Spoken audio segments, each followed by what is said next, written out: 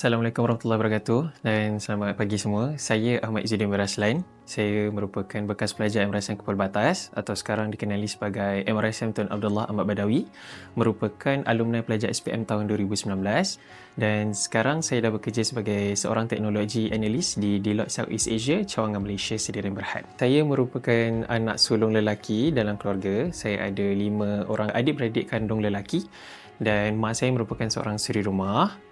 Ayah kandung saya dah meninggal pada tahun 2012 waktu saya dah jam 4. Kemudian mak saya dah berkahwin semula dengan ayah tiri saya sekarang. Jadi total semua saya ada 8 orang adik-beradik dengan seorang mak dan seorang ayah tiri. Saya mula menerima bantuan anak angkat YPM waktu saya tingkatan 2 atau tingkatan 3 kalau tak silap. Jadi sebelum ni memang bukanlah susah, cumanya kita kata macam kita lebih bersikap orang kata agak berjimat atau berjaga-jagalah dalam kita nak uruskan kewangan, especially di sekolah asrama kan, jauh dari family dengan status ekonomi keluarga yang macam tu. So kalau sebelum ni macam mana saya uruskan kewangan bantuan daripada YPM ialah saya gunakan sebagainya daripada kewangan yang diberikan untuk beli barang keperluan sekolah, baju, makanan, maksudnya lebih kepada keperluan asas di sekolah lah. Sebab sebelum ni kita kalau kata bulan-bulan tu daripada apa yang mak ayah saya berikan bukanlah tidak cukup, cuma kita lebih macam latih diri sendiri untuk lebih berjimat dengan jauh daripada keluarga, lepas tu masuk sekolah asrama. So orang kata kos keperluan di sekolah asrama ni dia lebih tinggi daripada yang lain kan. Jadi Alhamdulillah dengan bantuan YPM saya boleh teruskan pembelajaran di sekolah tanpa perlu fikir tentang masalah kewangan.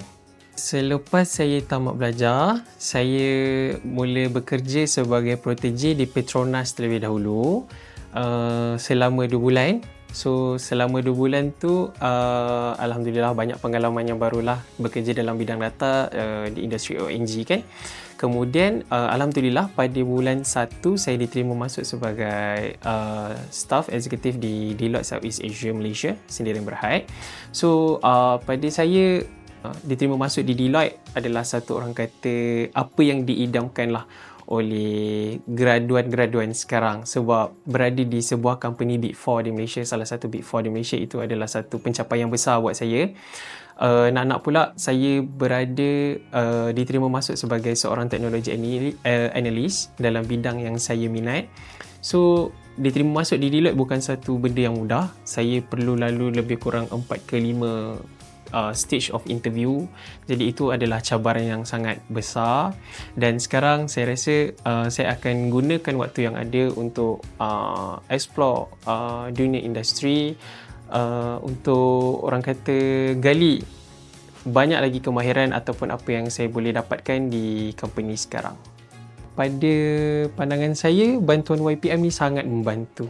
Antara perubahan ketara yang saya boleh fikirkan, yang saya rasalah sebelum ni, saya boleh teruskan pembelajaran saya tanpa saya perlu mesej mak ayah saya yang minta duit bulan-bulan dan sebagainya. Maksudnya saya tak ada masalah kewangan yang perlu saya fikirkan. Maksudnya bulan-bulan duit yang diberikan dengan bantuan yuran di sekolah, semua tu lebih daripada mencukupi. Kepada bakal penyumbang atau penyumbang-penyumbang di luar sana, first of all I want to say thank you so much for your help before this. Dan apa yang saya nak cakap ialah teruskan berbakti. Mungkin saya belum berada di tahap itu untuk memberikan sumbangan atau bantuan sebegitu, tapi awak mampu. Dan atas jasa awak, kalau sebelum ni saya diterima sebagai seorang penerima bantuan, dengan bantuan itu awak berjaya melahirkan seorang generasi yang berjaya. Cuba bayangkan kalau awak semua teruskan usaha sama untuk terus menyumbang kepada bakal-bakal generasi baru kan. Berapa banyak lagi generasi baru yang berkemahiran, yang bakal berjaya dalam bidang masing-masing untuk masa depan.